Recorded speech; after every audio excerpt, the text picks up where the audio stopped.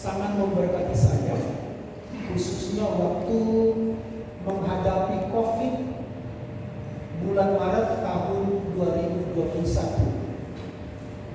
Selesai mengkhotbahkan bagian ini, kemudian saya kena COVID. Dan mulai hari itu, tanggal 9 Maret 2021 sampai dengan 2 minggu yang lalu, saya tidak ada gairah untuk membuat disertasi. Dan bukan cuma itu, tidak ada gairah karena rupanya otak saya diserang oleh COVID. Bukan cuma itu, saya baru tahu 2 minggu yang lalu di Jogja kalau saya mengalami frustrasi yang sangat tinggi.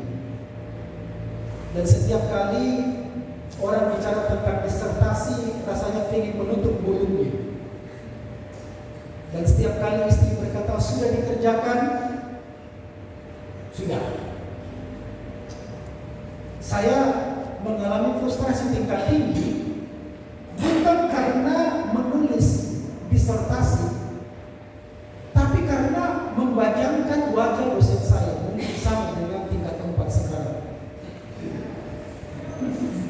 Karena bukan wajah dosen saya yang membuat frustrasi, dan saya memberi gelar, semoga tidak diketahui ya, saya memberi gelar dosen saya itu adalah dosen yang maha tahu.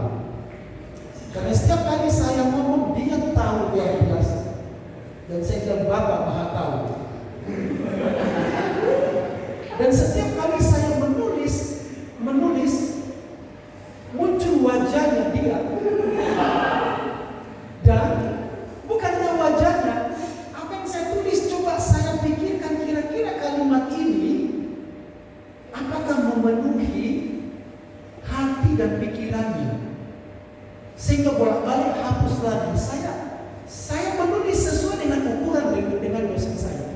Dan saudara tahu, waktu ujian proposal, dari 20 mahasiswa ujian proposal, 20 atau 19 mungkinnya, hanya 2 yang lulus ujian proposal. Kalau nggak salah 2 atau 3. Saya dengan satu dosen dari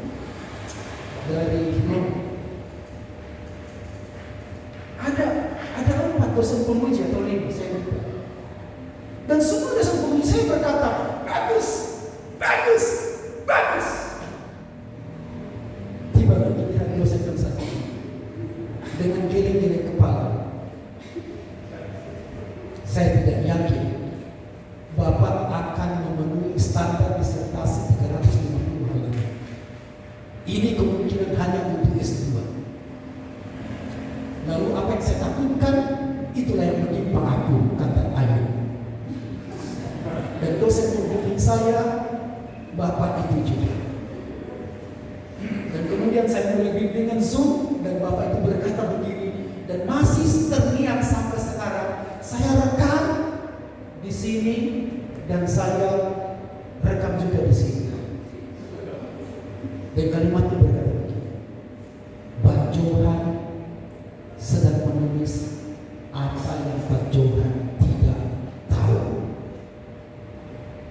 Dan saya menafsirkan itu berarti bahwa saya bodoh. Pak Johan menulis apa yang tidak diketahui, itu berarti saya bodoh. Dan saya berhenti menulis disertasi. Rasanya percuma saya tulis. Dan apalagi mengundang doktor, saya toh juga bodoh. Nggak usah. Untuk ngajar juga tidak harus doktor. Cie, pembelaan diri. Melayani itu kan tidak harus doktor. Cie, pembelaan diri. Dan banyak kali kita berusaha membela diri. Sebenarnya kita menghakimi diri kita tidak mampu. Dan saya baru tahu, saya mengalami frustrasi tingkat tinggi. Dan saya belajar lagi. Saya senang sekali, saya baru tahu. Betul, saya tidak tahu. Saya tidak tahu waktu menulis Mazmur 90. Waktu saya membaca selama hampir 4 bulan Mazmur 90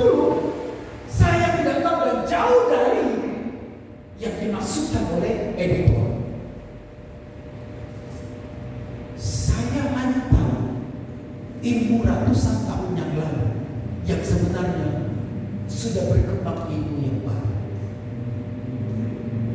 Jadi memang Mazmur boleh dikhotbahkan, diajarkan, ditafsirkan secara pribadi, pengalaman. Tapi itu bukan maksud dari pembuatan kitab Mazmur. Saya baru tahu, mungkin dulu tahu, tapi tidak tahu lebih jelas. Hanya kitab Mazmurlah yang memiliki 5 buku. Hanya kitab Mazmur yang memiliki 5 buku. Kalaupun Yehezkiel dan Yesaya memiliki ciri-ciri, tidak bermaksud seperti kitab Mazmur. Jadi untuk menafsirkan kitab Mazmur, kata dosen saya, bukan begitu caranya. Jadi menafsirkan kitab Mazmur, tafsirkanlah secara kanonik. Mengapa dibuat sampai 5 buku? Saya tahu dan saya baru tahu 2 minggu yang lalu dan saya senang sekali. Dan saya sekarang menikmati. Saking menikmati saya tidak maju-maju.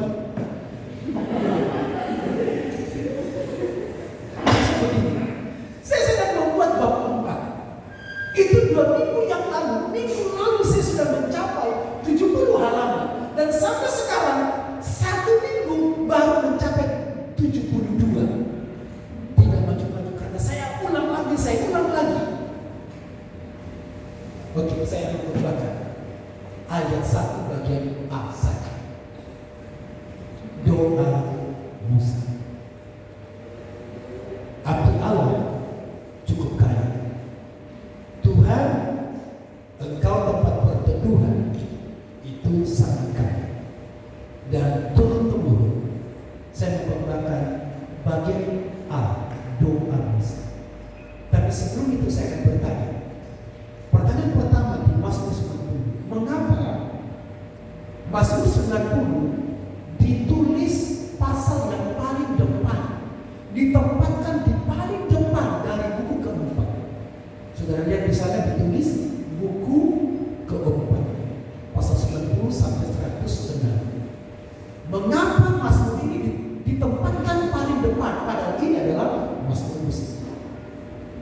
Yang kedua, mengapa ini yang ditonjolkan doa Musa?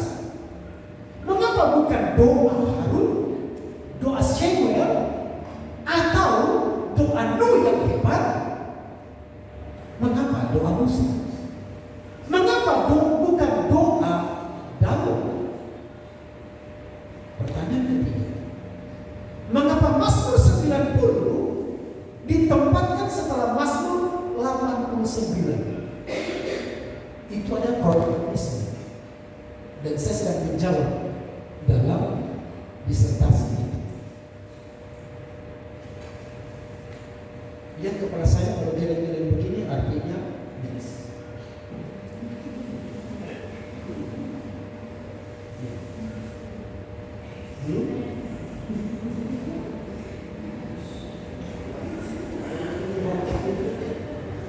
Saya sengaja tampilkan ini supaya saudara tahu bahwa saya lebih pintar sedikit daripada saudara. Tepila lemose is haelim Adonai makon atta hayita lalu bedor wado. Tepila lemose is ha-Elohim. Tepila lemose, tepila ini adalah kata benda, bukan kata kerja.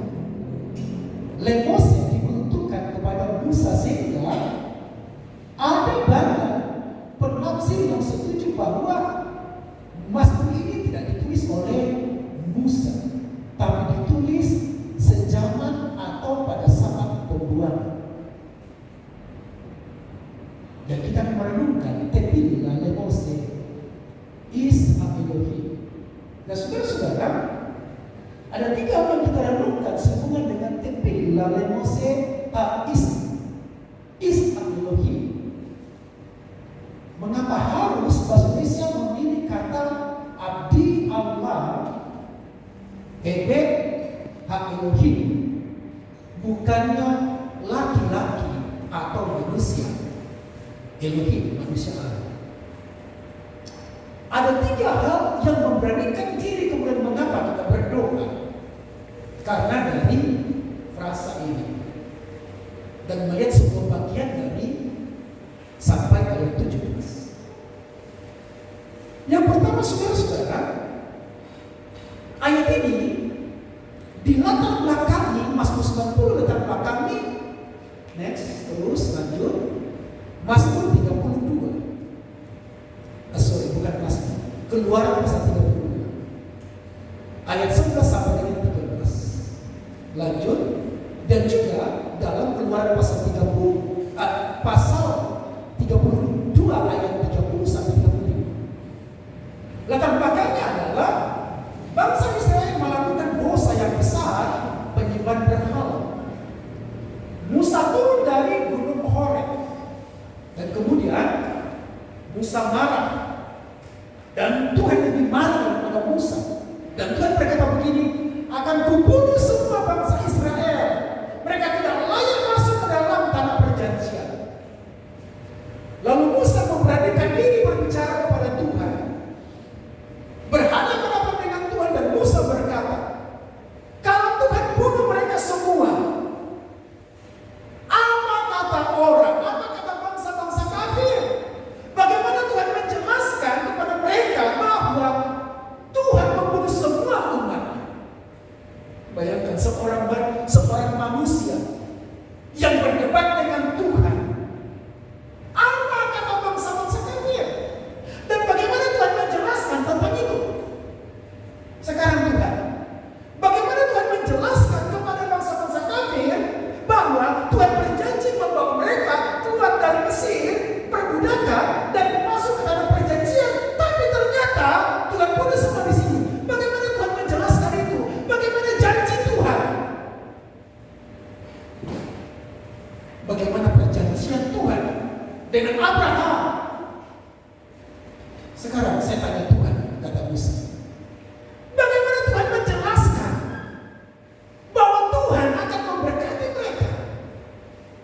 Dan makanya muncul Mazmur ini, saudara-saudara, sebagai bentuk pembelaan Musa kepada Tuhan untuk membunuh seluruh umatnya, ada 2 juta. Latar belakang kedua, bahwa kisah ini sedang terjadi di negeri pembuangan. Makanya Mazmur 90 dimunculkan sebagai pembelaan Tuhan. Apakah kalau Yerusalem hancur? Di buku ketiga, yaitu di dalam Mazmur ke-7, Mazmur ke-60 sekian sampai dengan 79. Mazmur 73 sampai dengan 89. Bagaimana Tuhan menjelaskan? Tuhan berjanji bahwa pemerintahan Daud, kerajaan Daud akan berlanjut. Sekarang kota suci, tanah perjanjian hancur, bahkan bait Allah pun hancur. Bagaimana Tuhan menjelaskan ini? Sehingga Mazmur 90 muncul. Jadi Mazmur 90 tidak bisa ditafsirkan secara pribadi. Ini harus dikaitkan dengan seluruh buku. Bukan hanya buku 4, tapi juga buku 1 sampai 5 itu membuat saya depresi tingkat tinggi. Kalau saya harus mengaitkan semua, dan saya harus membaca ulang lagi. Itu berarti bahwa Mazmur 90 adalah mengingat kepahlawanan Musa, supaya kiranya Tuhan ingat perjanjian. Kalau Tuhan lupa perjanjian Daud, kota Yerusalem hancur, bait Allah hancur, ingatlah paling tidak hambamu Musa. Maka doa-doanya dimunculkan dari ayat 13 sampai ayat 17. Ingatlah itu. Latar belakangnya adalah Musa melihat bangsa Israel, umat Israel mati. Tiap hari mati. Bukan satu yang mati, bukan 2 yang mati, ratusan yang mati. Dan di ayat 30-35 berkata, akan melepaskan panah-panah beracun, melepaskan binatang buas, kutub, bahkan juga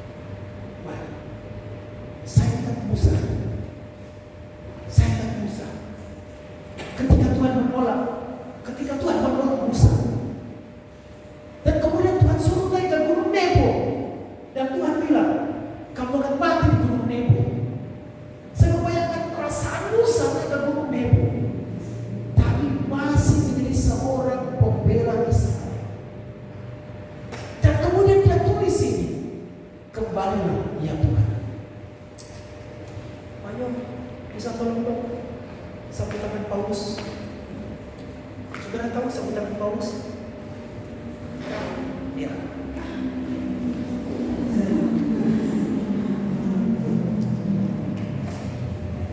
Bagaimana perasaan Musa sebagai orang yang kuat? Wah, waktu saya menulis ini ulang lagi, saudara-saudara, saya betul-betul menikmati firman ini. Saya menikmati dan saya rasanya ingin bercakap-cakap dengan Musa. Bagaimana perasaanmu waktu engkau melihat mayat-mayat bergelimpangan? Sekarang saya tanya, bagaimana perasaanmu engkau membela bangsa Israel 2 juta, tapi engkau tidak bisa membela dirimu waktu naik ke gunung Nebo. Dan sampai di gunung Nebo, mayatnya bisa mereka. Wah, ini luar biasa. Luar biasa. Maka kita harus berani berdoa seperti bangsa Israel memunculkan Mazmur ini. Ini Mazmur yang paling tua dari seluruh Mazmur, dari pasal 1 sampai pasal 150. Oke, apa yang kita belajar? Yang pertama, saudara-saudara, doa sebagai bentuk pernyataan iman kepada Tuhan. Mengapa seorang manusia is Elohim bisa berdebat dengan Tuhan? Kenapa bisa? Karena dia mengenal Tuhan. Mengapa Musa berani berdebat dengan Tuhan? Karena dia mengenal hati Tuhannya. Mengapa kita berdoa dan berkata Tuhan, Tuhan, Tuhan? Karena dia mengenal Tuhannya. Musa mengenal Tuhannya tanpa takut, tanpa ragu. Dan itulah seorang yang berdoa. Jangan pernah berdoa kalau kau tidak punya iman. Jadi mengapa kita berdoa? Karena saya punya iman. Saya mengenal Tuhan. Dia hebat, dia berkuasa, dia mendengar doa-doa saya. Saya mengenal Tuhan, saya beriman kepada Tuhan. Ayat 1 dan 2 yang tulis ini. Dan dia berkata begini, Tuhan, Adonai, Engkau telah menjadi tempat perteduhan kami. Saya tidak menafsirkan tempat perteduhan. Saya menafsirkan Engkau telah menjadi tempat tinggal kami. Lain kali saya akan membahas kata ini dalam kata Adonai, mau. Pernyataan iman. Dan bangsa Israel juga yang hampir-hampir dipunahkan di sana, apalagi ketemu dengan Haman. Mereka menjadikan ini sebagai doa, pembelaan kepada Tuhan. Jangan biarkan kami binasa. Engkau sudah menjadi tempat perteduhan kami dari generasi ke generasi. Bahasa Indonesia memilih turun-temurun. Tepatnya dalam itu adalah dari generasi ke generasi. Saudara-saudara, kalau engkau berdoa dengan iman, jangan ragu, jangan takut. Yang kedua, kita harus berani berdoa karena doa adalah permohonan belas kasihan Tuhan. Saya membayangkan ini, Musa sedang mempertaruhkan dirinya di depan Tuhan. Sebab faktanya bahwa Tuhan pernah berkata kepada Musa, aku bunuh dulu kamu menolak panggilan ini. Dan sekarang Tuhan marah dalam nyala api sampai dia berkata begini, siapa yang takut dengan gemasmu Tuhan? Siapa yang tidak mengenal kemarahanmu? Sedikit saja membangkitkan murka Tuhan, Musa bisa mati. Tapi Musa sedang berdiri mewakili umatnya, minta pembelaan Tuhan, minta belas kasihan Tuhan. Berapa lama lagi Tuhan?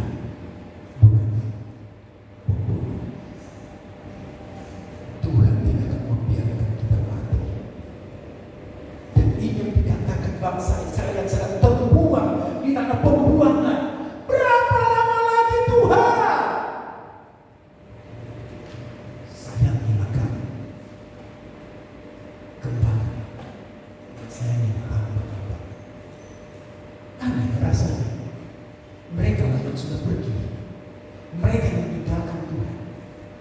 Aneh rasanya. Tapi itu maksudnya bahwa saya sudah kembali.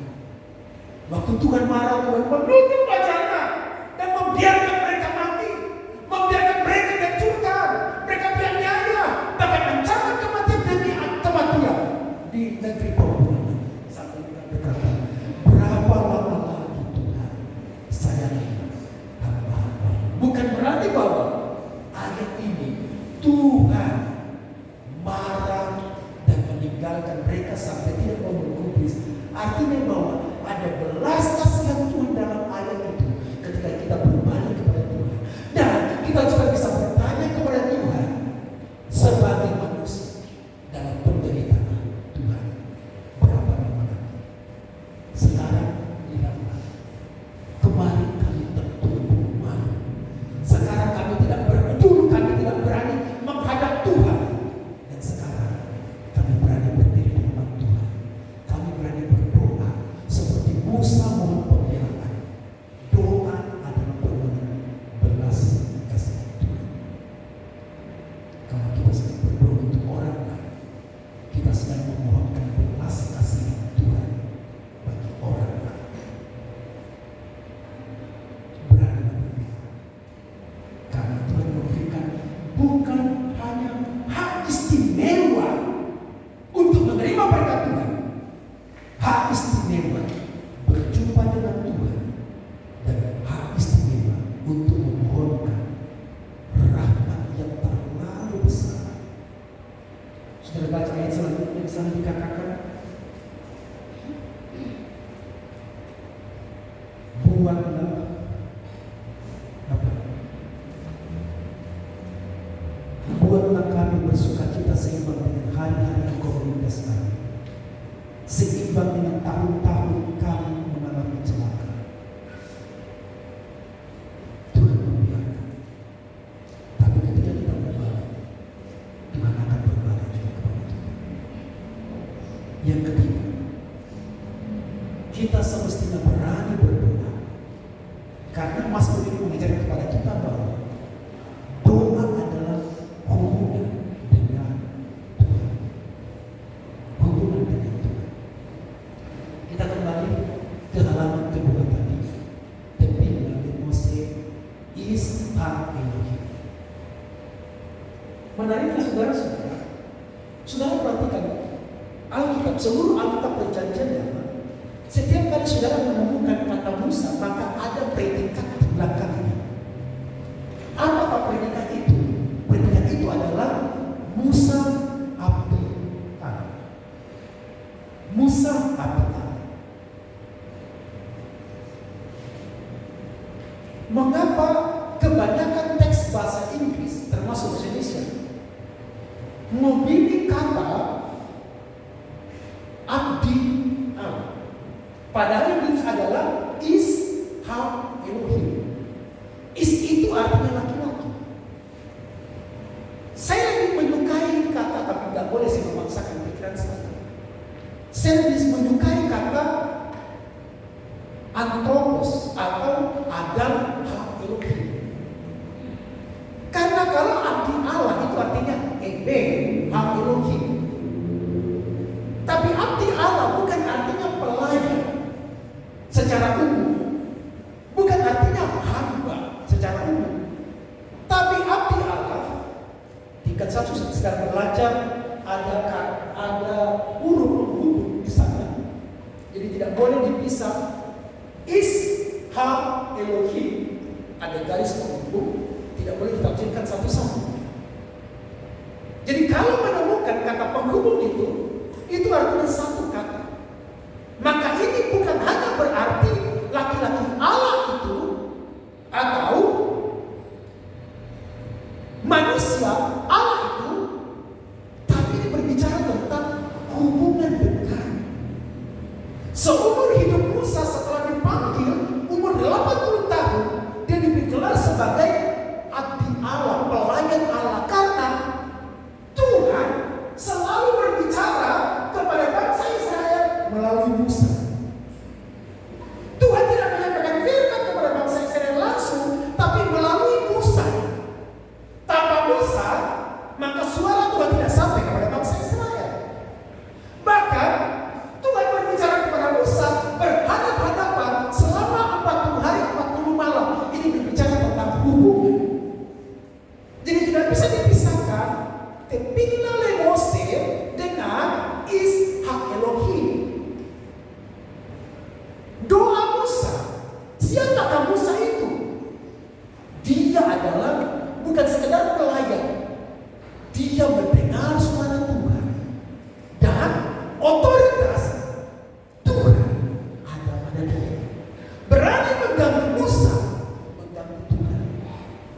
Beberapa kali kisah Miriam, Harun melawan otoritas Musa dan mereka diberi sakit. Mereka ditentang oleh Tuhan. Jadi ini bicara tentang kedekatan. Saudara, mengapa kita berdoa? Bukan hanya ada keberanian, ada berkat, ada kuasa, tapi ada sebuah hubungan yang dekat dengan Tuhan. Kalaupun saya tidak meminta sesuatu, saya sedang membangun hubungan dengan Tuhan. Tapi siapakah yang paling berani minta kepada Tuhan selain Musa dan berkata, bagaimana Tuhan mempertanggungjawabkan akan janji? Bagaimana Tuhan bisa menjelaskan kepada bangsa-bangsa kalau Tuhan bunuh semua bangsa Israel? Bagaimana? Coba Tuhan, coba pikir ini. Ini hubungan yang dekat. Mengapa kita stres? Karena doa kita tidak dijawab. Karena kita tidak mengenal hati Tuhan. Kita stres. Kita marah kalau doa kita tidak dijawab. Karena kita tidak membangun hubungan. Yang kita minta adalah untuk hasrat kita. Yang kita minta untuk keinginan kita. Jadi sebabnya kita stres, kita marah, kita kecewa. Kenapa Tuhan tidak jawab doa? Tapi orang yang berdiri di depan Tuhan, orang yang tahu posisi, bukan yang tahu kuasa Tuhan, bukan yang tahu Tuhan yang hebat, tapi dia sedang membangun hubungan. Dan kalau tidak terlampiaskan doa-doa pribadi, kalaupun tidak terlampiaskan dan tidak terjawab doa-doa menurut keinginanku, baginya berbicara dengan Tuhan sebuah kehormatan, sebuah keindahan, dan sebuah sukacita. Nikmatilah doa-doamu, nikmatilah hubunganmu dengan Tuhan, sebab Tuhan sedang membangun hubungan dengan kita, dan supaya kita menikmati Tuhan dalam hidup kita. Dan kemudian saya menyebutkan Mazmur 90 bukan cuma mazmur penegasan tentang